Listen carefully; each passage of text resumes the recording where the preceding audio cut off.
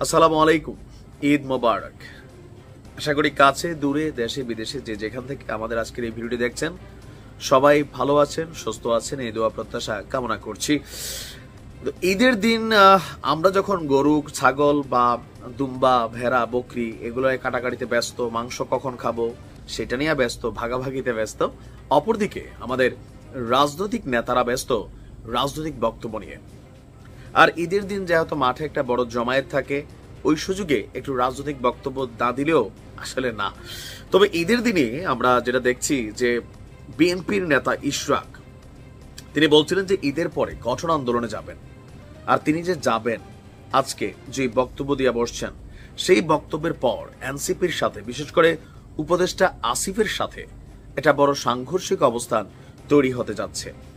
ইতিমধ্যে আপনারা জানেন যে আদালতের রায় পাওয়ার পরও মেয়র হিসাবে ইশরাকের শপথ আসিফ বা তার যে মন্ত্রণালয় সেখান থেকে পড়ানো হয়নি। আর এগুলো নিয়ে যথেষ্ট খেপেছেন ইশরাক। তিনি আজকে বলছেন যে তার ফেসবুক পেজে ঈদের দিন দেওয়া এক পোস্টেই বলছেন, ঢাকার নগরবাসীকে আজ গায়ের জোরে শাসন করা হচ্ছে। ঢাকা সিটি কর্পোরেশন উত্তর এবং দক্ষিণ থেকে বহিরাগত উপদেষ্টা এবং প্রশাসক মুক্ত করতে ঢাকা নগরবাসী এবং ভোটারদেরকে এগিয়ে আসতে হবে। বর্তমান সময়ের অন্যতম বিতর্কিত এবং দুর্নীতিগ্রস্ত এলজিআরডি মন্ত্রণালয়ের প্রয়োজনীয় সংশোধন না করা পর্যন্ত এদের কালো থাবা থেকে ঢাকা সিটি কর্পোরেশনকে মুক্ত করতে হবে। এই মন্ত্রণালয় কার দায়িত্বে আছে? এটা আসিফের দায়িত্বে আছে। এর মধ্য দিয়ে গণতন্ত্র পুনরুদ্ধার এবং জনগণের ভোটাধিকার প্রতিষ্ঠার লক্ষ্য অর্জন করতে হবে।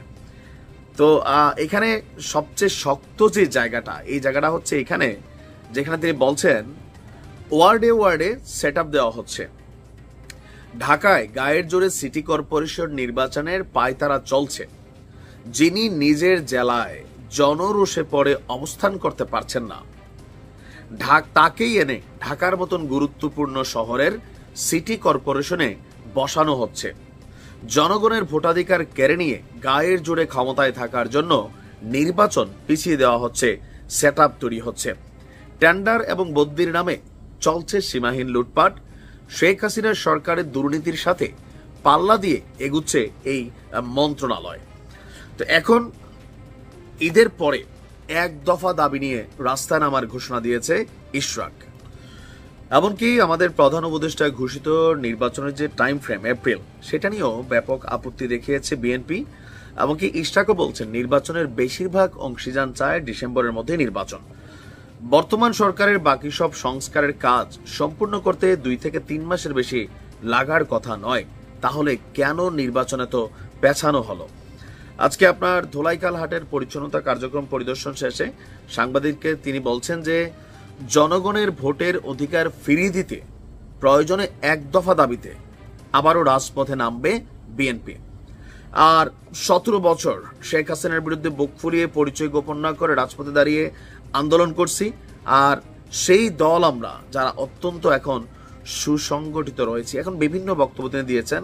এমনকি আরো বড় অভিযোগ যেটা করছেন, দেশকে গণতান্ত্রিক ধারা থেকে সরিয়ে নেওয়ার চেষ্টা করা হচ্ছে। কোনো ব্যক্তির উপর আমি আঙ্গুল তুলব না, একটি গোষ্ঠী এই বিষয় নিয়ে কাজ করছে। তার মানে খুবই শক্তভাবে ঈদের পরে রাজপথে নামছে বিএনপি।